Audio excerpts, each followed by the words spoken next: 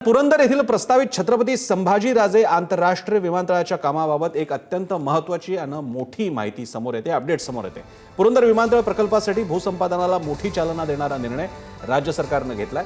पुरंदर विमानतळाच्या भूसंपादनासाठी महाराष्ट्र औद्योगिक विकास महामंडळाला 6,000 कोटी रुपयांच्या कर्जाची हमी द्यायला राज्य सरकारने मान्यता दिली आहे। या निर्णयामुळे कागदावरच असलेला हा प्रकल्प आता प्रत्यक्ष कृती आराखड्यात येण्याची चिन्ह आहे। ज्ञानेश्वर पुण्याहून आपले प्रतिनिधी ज्ञानेश्वर सौतमल आपल्या सोबत आहेत। ज्ञानेश्वर, कधी चाकणचा उल्लेख होत होता, पुरंदरच्या बाबतीत सुद्धा चाकणचंच भाग देय येणार की काय त्यांच्या भाळी असं वाटत असताना आता एक पॉझिटिव्ह अपडेट पुढे येते, काय अधिक माहिती आहे?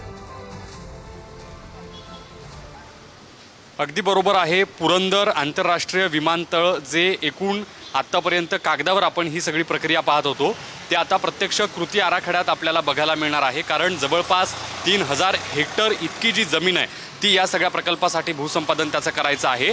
आणि या सगळ्या प्रक्रियेला फेब्रुवारीमध्ये कर्जासाठी काही पावलं उचलली गेली होती, मात्र काही तांत्रिक अडचणी फेब्रुवारी महिन्यामध्ये आलेल्या होत्या।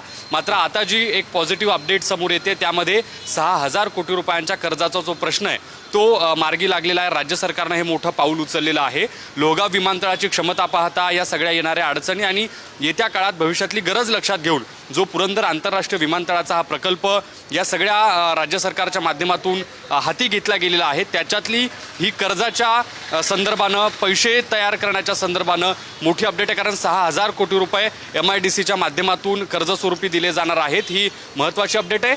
जो कागदावरचा प्रकल्प आहे तो आता पुन्हा आपल्याला कृती आराखड्यात इथून पुढच्या काळात उतरताना दिसू शकतो, त्याच्यासाठी ही महत्त्वाची घडामोड म्हणता येईल। प्रसन्न सर, धन्यवाद ज्ञानेश्वर। या अपडेट्सकडे आपलं लक्ष राहीलच, कारण पुणे मुंबईच्या आणि एकूणच महाराष्ट्राच्या विकासाच्या दृष्टीने ही दोन शहरं अधिकाधिक एअर कनेक्टिव्हिटीने कनेक्ट होणं गरजेचं आहे। धन्यवाद ज्ञानेश्वर।